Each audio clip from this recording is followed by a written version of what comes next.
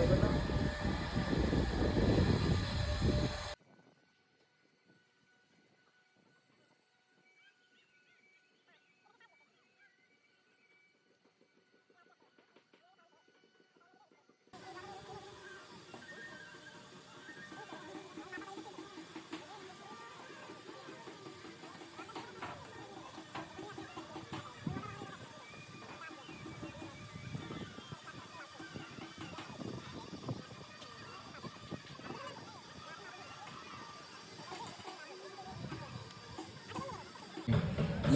Centre লাইনে column সেন্টারের থেকে 2 ইঞ্চি এদিকে থাকবে, 2 ইঞ্চি এদিকে থাকবে, এই পাশে 7 থাকবে, ওই পাশে 5 থাকবে।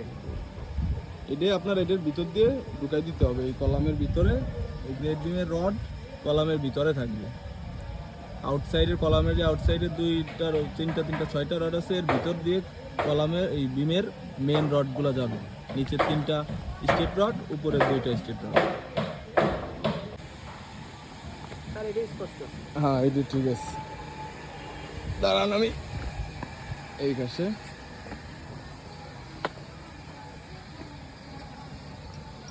উপরে উঠা লাগবে।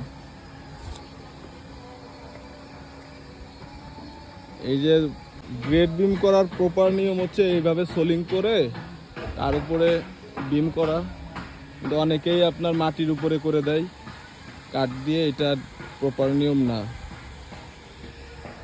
এইভাবে করলে পারে সুন্দর। এই যে এইভাবে সোলিং করে তার উপরে হচ্ছে আপনার গ্রেড বিম করতে হবে।